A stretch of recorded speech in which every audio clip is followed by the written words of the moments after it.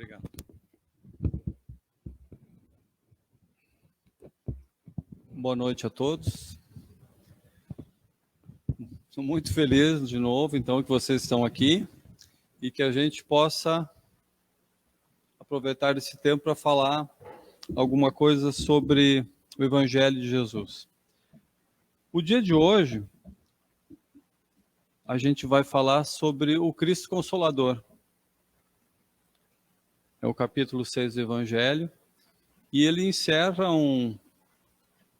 uma fase do Evangelho onde, até o último capítulo, a gente tratou de instruções. Falou de ressurreição, evolução, as aflições que nos atingem, explicando, segundo o Espiritismo, como isso acontece. E agora, nesse capítulo, então, trata do Cristo Consolador. E o que seria o Cristo Consolador? Isso aqui que eu vou ler um pouco é de São Mateus. Foi no período em que Jesus estava ali na Santa Ceia, e ele aproveitou para passar um monte de coisa para os discípulos dele, porque ele sabia que em seguida ia partir. Então ele deixou algumas mensagens bem importantes. Então eu vou dar uma lida aqui, porque Jesus fala para os discípulos que o jugo dele é leve. E ele diz assim: vinde a mim, todos vós que estáis aflitos e que estáis sobrecarregados, eu vos aliviarei. Tomai meu jugo sobre vós e aprendei de mim, que sou brando e humilde de coração, e encontrareis o repouso de vossas almas, porque meu jugo é suave e meu fardo é leve. Assim, ouvindo, parece que Jesus diz assim: eu sou tipo um super-herói que vou proteger vocês de tudo e nada vai afetá-los, e estarão protegidos simplesmente porque acreditam em mim e têm fé em mim. Mas a questão que Jesus esclarece é o seguinte: o jugo de Jesus é a observação da lei, é aquilo que ele apresentou para a gente, o que ele falou, a maneira que a gente tinha que se conduzir para ter uma vida serena e tranquila, porque Jesus trouxe a lei dele, que seria justamente só o amor e a caridade. Porque se eu não seguir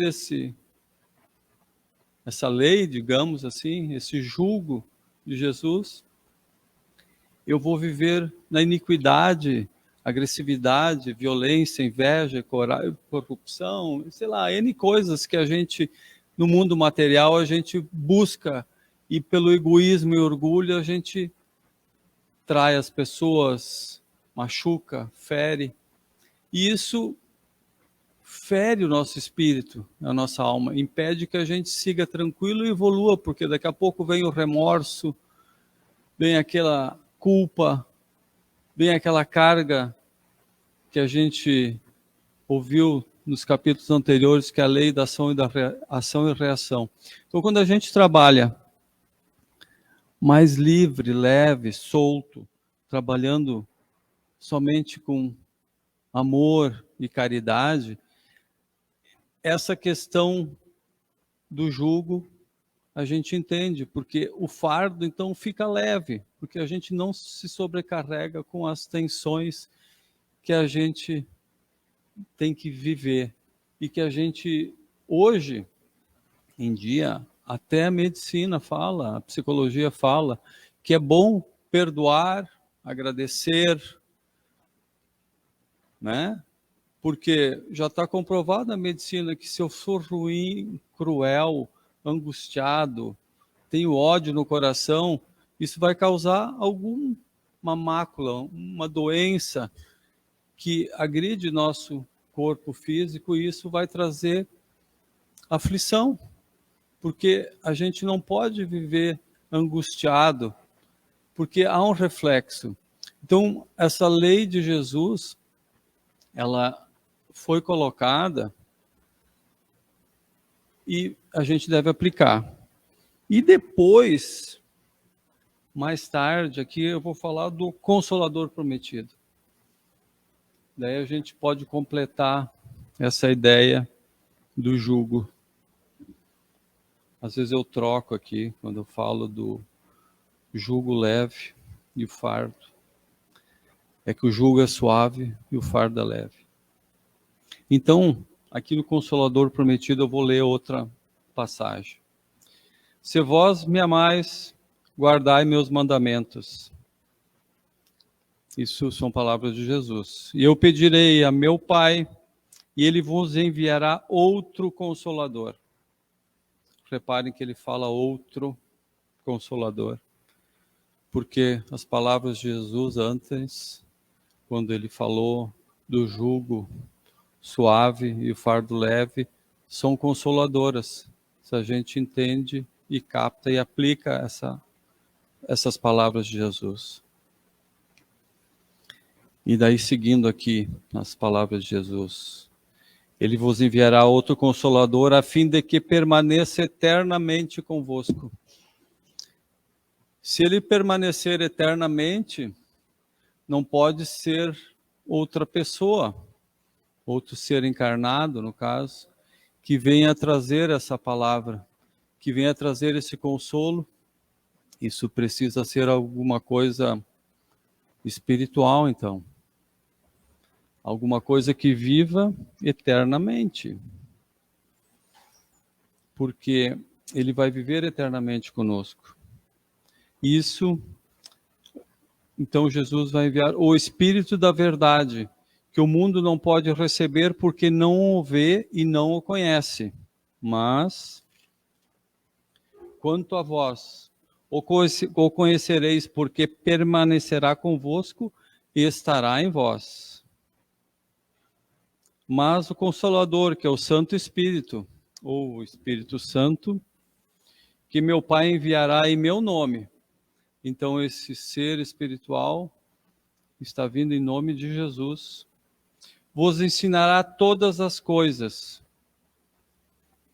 Então se ele vai ensinar todas as coisas, aqui está dito por Jesus que ele não falou tudo que tinha que falar. Ele não falou tudo que tinha que falar porque talvez naquela época a humanidade não tinha maturidade suficiente ainda para entender tudo que ele tinha que falar. Certo? E vos fará relembrar tudo aquilo que eu vos tenha dito. Então, o Cristo Consolador, Espírito da Verdade esse, ele veio no formato de um espírito que Kardec soube receber através dos médiuns, lá em Paris, na França, e passaram as mensagens do Livro dos Espíritos e que explicou as coisas como deveriam ser, falando em reencarnação, evolução, vida eterna, lei da ação e reação. Isso eu já tinha dito. Então, esse Espírito da Verdade, ele vem em nome de Jesus. E relembrar também todas as coisas que já haviam sido esquecidas. Porque se a gente for olhar na história da humanidade, a gente passou um período muito longo, onde a palavra de Jesus, amor e caridade, foi posta de lado completamente. Porque a gente passou períodos terríveis na Idade Média, perseguições, a gente teve as cruzadas, que foram guerras santas. Em nome de Jesus, mataram-se muitas pessoas. O cristianismo, pelo catolicismo, matou todas as pessoas em Jerusalém, quando invadiram Jerusalém. Não sobrou ninguém. Inclusive, as pessoas que estavam nas... Não eram sinagogas, eram onde? os muçulmanos tinham as mesquitas deles, não foram respeitadas as mesquitas e mataram as pessoas lá dentro também. Então, foi um período terrível, porque o cristianismo, a palavra de Deus, foi esquecida. Depois a gente também teve outros fatos incríveis, no sentido de terríveis, né, que a humanidade fez em nome de Jesus. Também a gente nesse período recebeu muitos seres iluminados que procuraram trazer a palavra de Jesus e disseminá-la. A gente pode lembrar de São Francisco, que não conseguiu mudar totalmente a igreja, mas manteve lá um fator de humildade muito grande com os franciscanos. A gente também teve outra tentativa de trazer a palavra de Jesus através de Muhammad, ou Maomé. A gente também teve a palavra com Martinho Lutero, que através dele a gente conseguiu ter acesso ao Evangelho, porque até então somente os padres poderiam ler a Bíblia, ou que ainda era em latim, então parecia que não havia questão nenhuma de que a pessoa pudesse entender ou ler o Evangelho. Até hoje, eu acho que na Igreja Católica somente o padre pode ler o Evangelho, os outros leem os Salmos, essas outras passagens da Bíblia. Mas, enfim, se a gente vai falar dessas coisas mais desagradáveis que ocorreram em nome de Cristo, a gente não para tão cedo. Mas Jesus, então, com o advento do Espírito da Verdade e do Espiritismo, a gente consegue então ter uma noção melhor de como a gente pode interpretar as palavras de Jesus. A gente tem a compreensão, porque ele fala da eternidade. E com isso a gente consegue ter um consolo, porque a gente tem uma compreensão da vida, né, que ela vai muito além do que a gente vive. Somente uma vida materialista, né? Então, quando a gente consegue ter a percepção de que o amor e a caridade fazem certamente parte definitiva disso. E o Espírito da Verdade, para a gente compreender melhor, muitos poderiam falar, muitas igrejas falam que da vinda de Jesus, da segunda vinda de Jesus. E no Espiritismo, se a gente estudar um pouco sobre o Espírito da Verdade, a gente vai perceber que em algumas palavras, por exemplo, aqui nas instruções dos Espíritos, começa assim, é uma psicografia do Espírito da Verdade, por Kardec, em Paris, em 1860. Venho como antigamente, entre os filhos transviados de Israel, trazer a verdade e dissipar as trevas. Escutai-me. O Espiritismo, como antigamente minha palavra, deve lembrar aos incrédulos que acima dele reina a verdade imutável. O Deus bom, o Deus grande que faz germinar a planta e elevar as ondas, revelei a doutrina divina. Eu, como um ceifeiro, reuni-os em feixes, o bem esparso na humanidade, e disse: vinde a mim, todos vós que sofreis. Se a gente estudar um pouco mais e for a fundo, a gente vai achar muita similaridade dessas palavras com as palavras de Jesus. E num evento do Espiritismo, ou do Livro dos Espíritos, Kardec faz uma pergunta E a assinatura da resposta, Kardec não publica. Ele diz que o nome que foi dado é tão grandioso que ele não se atreveria a dizer, porque ele não tinha coragem de dizer que aquele espírito enviou uma mensagem. Porque entre nós espíritas, quando a gente recebe uma mensagem e vem assinada por Nossa Senhora, um espírito muito evoluído, a gente logo desconfia que pode ser alguma coisa que não está em acordo com a verdade, porque a gente sabe que a distância entre esses espíritos evoluídos e nós é muito grande. Porém, então Kardec explica que essa mensagem, que seria assinada como Jesus, é na verdade um grupo de espíritos que se intitulam o Espírito da Verdade. Esse grupo de espíritos são seres em degraus evolutivos, cada vez mais superiores, em que Jesus, lá de cima, passa a mensagem e os espíritos vão passando um ao outro como uma corrente.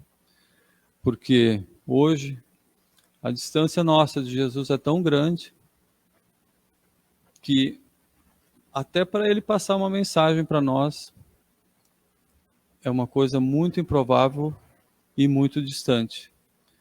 Então, para a gente pensar no fato de que, quando ele veio em corpo entre nós, foi um esforço enorme por parte dele como espírito para se fazer presente entre nós. Então, eu queria deixar dito que, segundo o Espiritismo, então, a gente percebe esse Espírito da Verdade como os mensageiros das palavras de Jesus, e que outros espíritos também se manifestam e assinam as informações que a gente aqui trabalha e estuda. E a gente também, além de somente aceitar essas palavras, a gente vai verificar. Então, eu queria dizer para vocês que o Consolador, ele está entre nós porque a gente sempre tem um espírito perto da gente. O nosso mentor pessoal, ele sempre está ali procurando orientar a gente de alguma maneira positiva e que faça com que a gente evolua. E esse mentor, por sua parte, também tem alguém que lhe está ministrando instruções e assim por diante. Então, quando a gente se coloca em oração, é bom a gente fazer um pedido bem legal para que essa oração seja boa e ouvida pelo nosso mentor e que ela vá adiante e que chegue a Jesus. E a gente sempre faz a oração, evidentemente, direcionada a Deus, que sempre vai achar alguém, um espírito bondoso, generoso, que vai fazer com que a gente possa receber essa orientação e esse consolo. Então, agradeço a oportunidade de falar com vocês, agradeço a presença de vocês também, e a gente encerra por aqui hoje. Muito obrigado.